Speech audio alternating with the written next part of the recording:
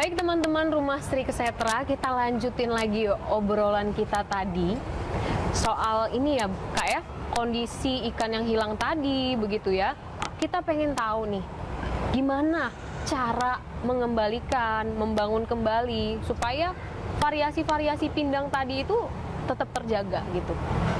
Baik, ya kita lihat kembali pada konteks awalnya ya, bahwa pindang itu bahan bakunya ini adalah ikan dan mereka hidup di sungai begitu kan, di perairan lah gitu kan. Nah karena itu kalau pindang di Sumatera Selatan ini adalah pindang yang memiliki variasi tinggi dengan berbagai jenis ikan-ikannya gitu kan, maka tentu menjadi pertanyaan bagaimana ini supaya bisa tetap ada begitu kan, tidak hanya pada satu jenis pindang gitu kan. Tentu kembalinya kemana? Kembali kepada bagaimana tata kelola lingkungan, tetap ke situ gitu kan. Nah, karena ada berbagai jenis-jenis ikan ini yang memang agak sulit ya untuk dibudidayakan, seperti misalnya gabus gitu kan, susah untuk dibudidayakan gitu kan. Nah karena itulah kalau saya melihatnya, ketika kita melihat ini, kita lihat bagaimana penataan tata kelola lingkungan ini baik dari hulu sampai ke hilir. Ini harus satu sudut pandang yang jelas gitu ya, sehingga tata kelola terpelihara dengan baik. Jadi kita akan bicara bagaimana pertama mungkin dari sisi masyarakatnya, bagaimana masyarakat memperlakukan lingkungannya, memperlakukan sungai, memperlakukan lahan pertaniannya, begitu. Itu adalah satu hal yang utama. Dan kemudian juga bisa kita lihat bagaimana kemudian kebijakan-kebijakan pembangunan yang dikelola oleh pemerintah gitu kan, itu juga bisa untuk mendorong atau memperkuat gitu kan eksistensi dari seluruh habitat-habitat ada hidup di situ gitu, termasuk ikan-ikan gitu kan. Nah persoalan sekarang kan kelihatan nih, kenapa ikan-ikan ini banyak hilang? Pertama karena sungainya tidak seperti dulu lagi gitu kan. Tidak semua jenis ikan kemudian bisa hidup di situ gitu. Mungkin karena apa? Mungkin karena efek dari bagaimana modernisasi pertanian. Kemudian juga mungkin karena persoalan kebijakan perkebunan gitu kan. Kemudian juga mungkin karena persoalan pembukaan tambang begitu kan, yang kemudian menggerus ya keaslian dan keutuhan sungai ini gitu kan. Kan kata kunci dari air nih, dari sungai. Nah karena itu tata kelola sungai, tata kelola bentang alam berkaitan dengan perairan itu harus kuat gitu. Jadi dari masyarakatnya, dari pemerintah harus punya kebijakan yang jelas gitu kan. Nah termasuk juga di sini adalah dari bagaimana pelaku usaha. Itu juga harus punya komitmen begitu kan, untuk memelihara bagaimana mereka bisa hidup di sana, bisa beraktivitas di sana, tetapi ekosistemnya juga jangan terganggu gitu kan.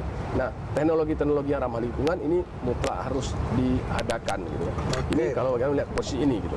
Jadi ini menarik kan, karena Potolo juga melihat dari angka 8,9 juta hektar luas wilayah di Sumatera Selatan tuh sekitar 3,5 juta hektar itu adalah wilayah lahan basah. Nah lahan basah ini yang terdiri dari sungai dan rawa gambut. Nah kondisi hari ini yang harus Tabita tahu bahwa sekitar 4,5 juta hektar itu dikuasai perusahaan. Wow. Jadi misalnya perusahaan HT itu menguasai sekitar 1,4 juta hektar, perusahaan sawit hampir 1 juta hektar, perusahaan pertambangan khususnya batubara itu hampir 700.000 hektar. Nah negara itu hanya 1,9 juta hektar dan masyarakat di luar itu pemukiman. Nah bayangkan artinya ruang hidup ikan itu sudah dirampas. Jadi kalau ini tidak berubah, pindang itu akan menjadi kenangan, pempek itu akan menjadi kenangan. Hampir yang seperti kata Pak Yan Rizal tadi, hampir semua kuliner di wilayah Sumatera Selatan, khususnya masyarakat Melayu, itu kan kulinernya ikan. Nah, jadi kalau perubahan bentang alam ini akan menghilangkan kuliner. Lalu jawabannya misalnya dengan ikan yang dibudidayakan, itu juga problem lingkungan. Danau Singkara itu rusak karena adanya pertambakan ikan, karena pakannya. Karena pakan yang ikan-ikan yang diternakkan itu juga akan merusak sungai, karena pakannya akan menimbulkan menjadi limbah. Nah, jadi solusi ikan tambah itu bukan solusi, tapi itu juga akan menimbulkan persoalan lingkungan. Karena seperti kita ketahui, pakan ikan itu juga merupakan zat kimia. Nah, itu dari sisi lingkungan, dari sisi budaya, dari sisi kesehatan. Dengan perubahan bentang alam ini membuat imun atau kekebalan tubuh manusia kan kian menurun. Jadi pindang sebagai kuliner yang juga memiliki fungsi kesehatan ini juga menjadi apa? Menjadi hilang. Kesehatan orang akan tergantung dengan apa? Dengan obat-obat buatan. Jadi sebetulnya kalau bahkan masyarakat percaya bahwa pindang itu bisa mengantisipasi virus kayak COVID kemarin.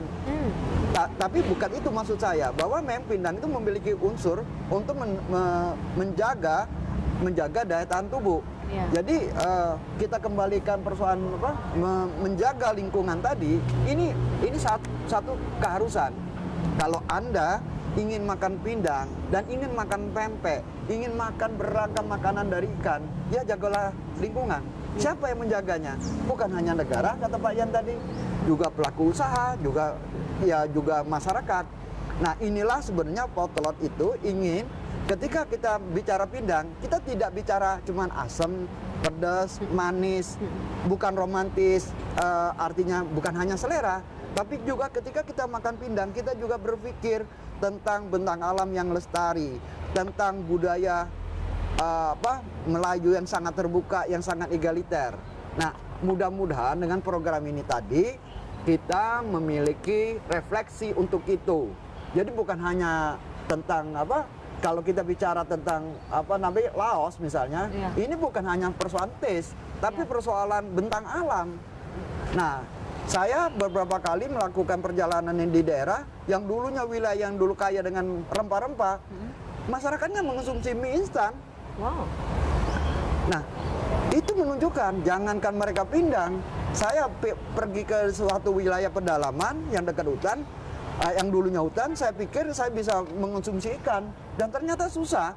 Di sana lebih makanan instan, mie instan, ikan-ikan kaleng, daging-daging kaleng. Nah, ini sudah puncak. Nah, puncaknya apa? Ketika peradaban itu hilang.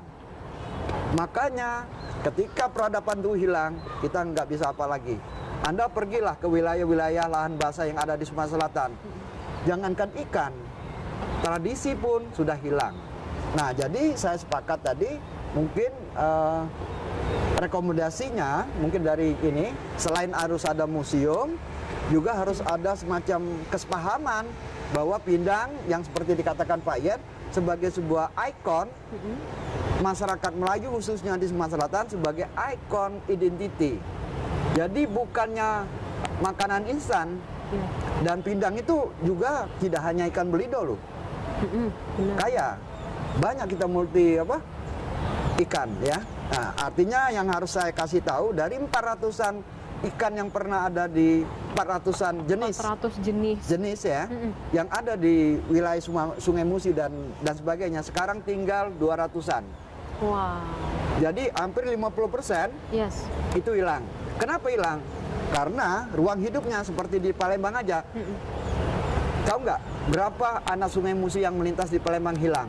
221 anak Sungai Musi hilang. Wow. Berapa luas rawa gambut yang hilang? Hampir 3 juta hektar wilayah gambut di Sumatera Selatan itu terbuka, berubah fungsi. Nah, tapi ini belum terlambat.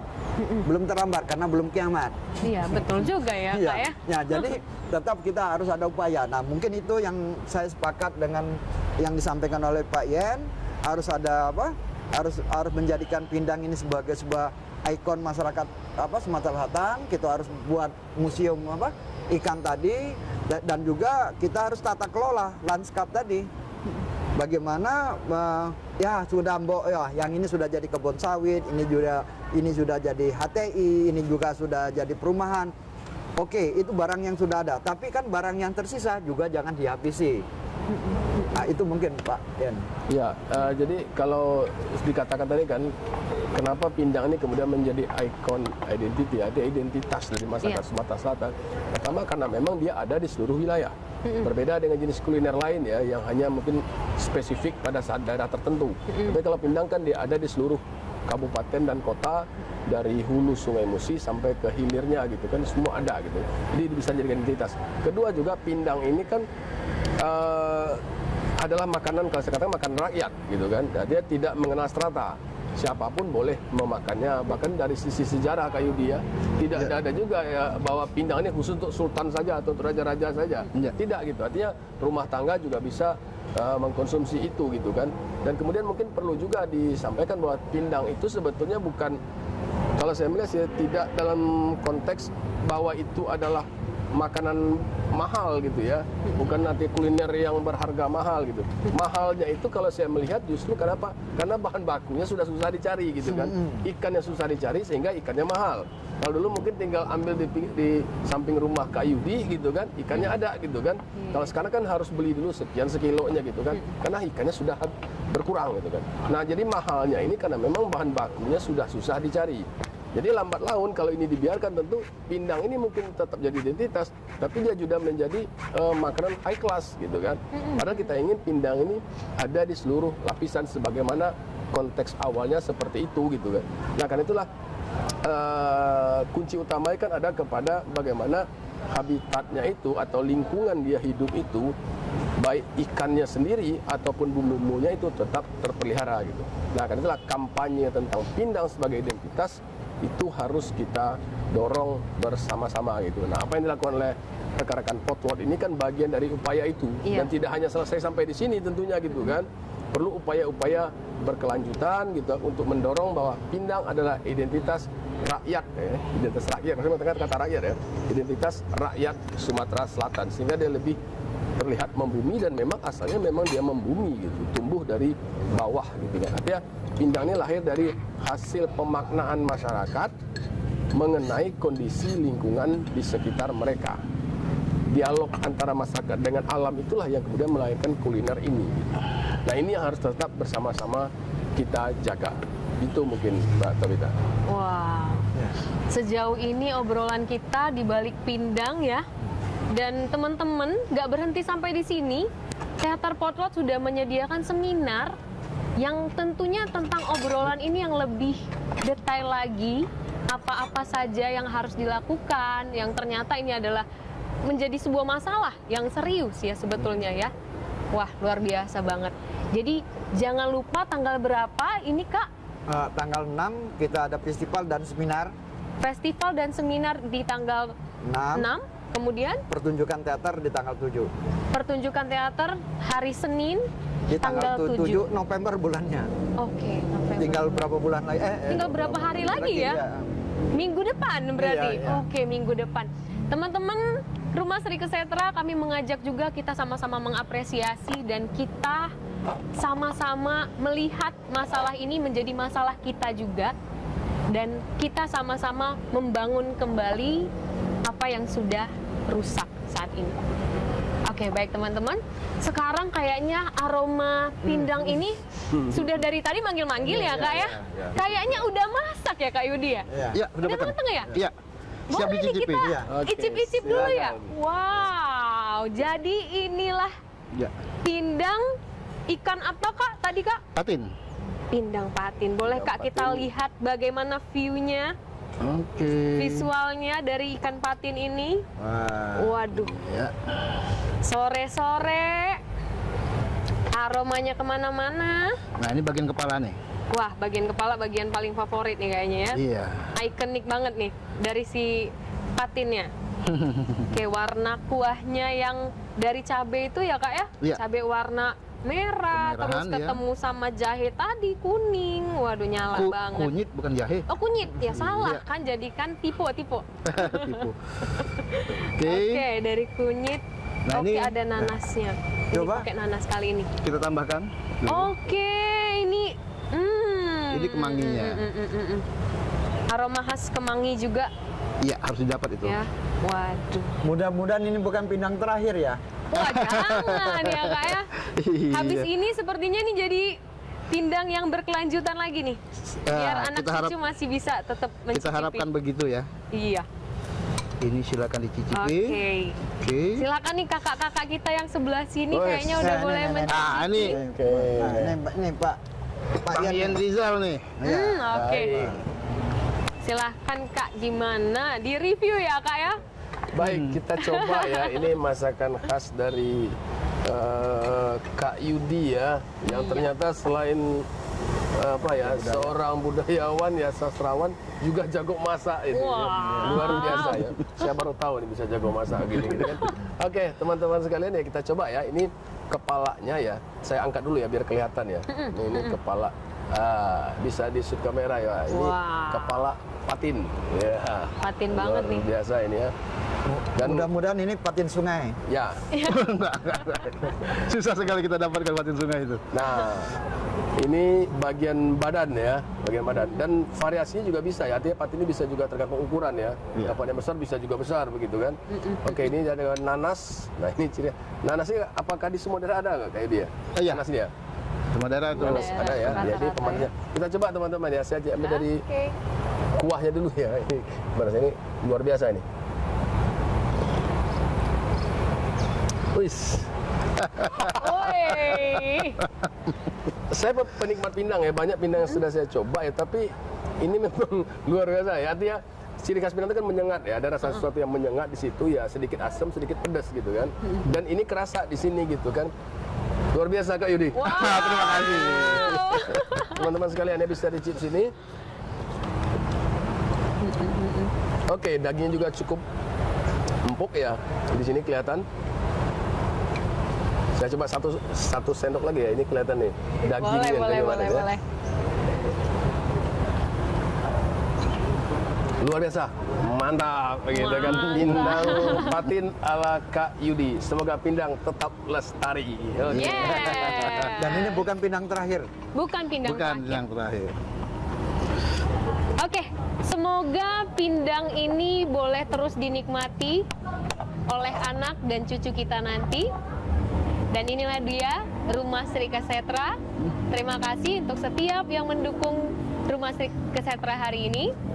Dan saya Tabita Magdalena, Kak Yudi, Kak Yen, Kak TW, pamit undur diri.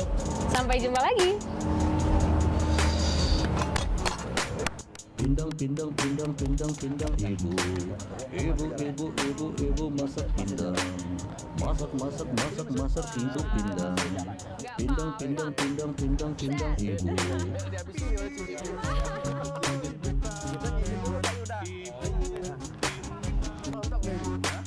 Ini tentang ibu pertiwi. Ini tentang ibu pertiwi. Ini tentang ibu pertiwi.